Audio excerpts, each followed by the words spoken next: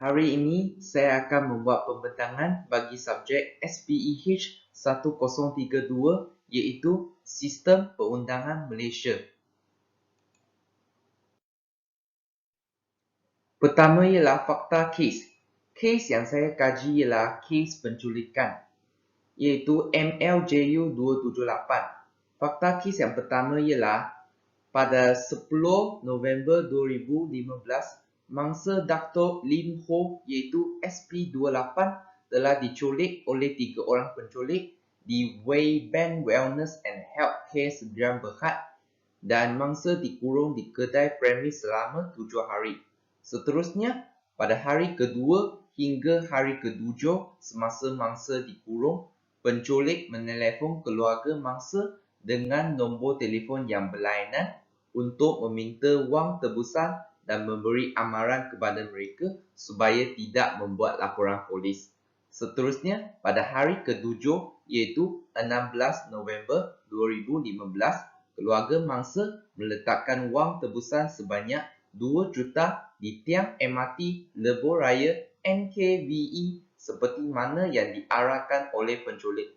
Mangsa telah dilepaskan dan diambil oleh keluarganya pada waktu malam di tempat yang sama. Akhirnya, pada 17 November 2015, iaitu sehari selepas mangsa dikurung, ketiga-tiga penculik telah ditangkap oleh pihak polis di tempat yang berlainan. Seterusnya ialah undang-undang yang dirujuk dalam kes. Terdapat 6 undang yang dirujuk dalam kes. Pertama ialah Akta Penculikan 1961. Yang kedua ialah Akta Keterangan. Sebanyak 132 seksyen dalam akta ini. Dan seksyen 27 dan 114 telah digunakan dalam kes ini. Dan undang yang ketiga ialah Seksyen 34 Kanun Keseksaan. Seterusnya ialah Seksyen 181 Kanun Acara Jenayah. Seterusnya ialah Seksyen 112 KTJ. Dan yang terakhir ialah Seksyen 402A1. Seterusnya ialah kenyataan dependen. Terdapat 3 kenyataan dependen bagi kes ini.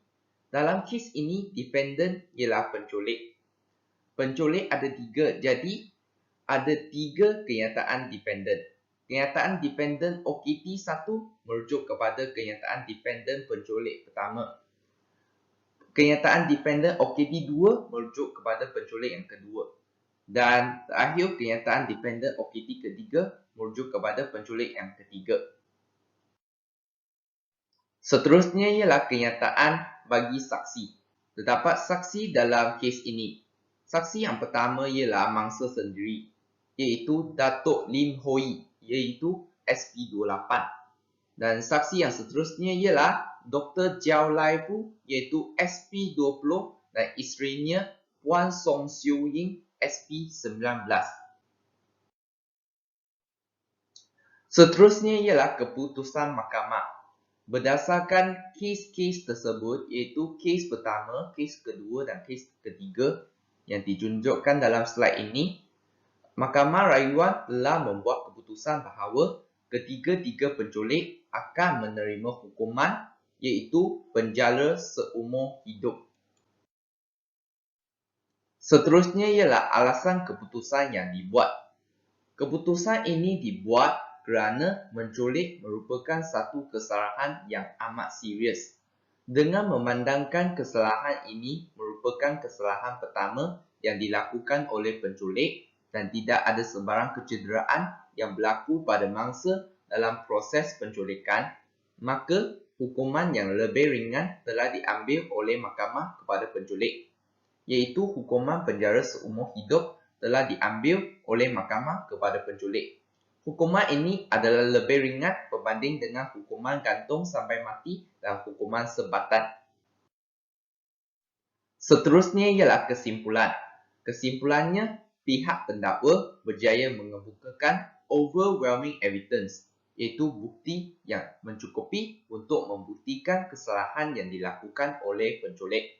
Penculik juga menerima hukuman yang sesuai, iaitu hukuman yang berat atas kesalahan yang dilakukan oleh mereka. Pada pendapat saya, undang-undang merupakan satu peraturan yang digunakan untuk menjamin hak setiap rakyat. Selain itu, undang-undang juga merupakan alat untuk mengesan kesalahan pesalah.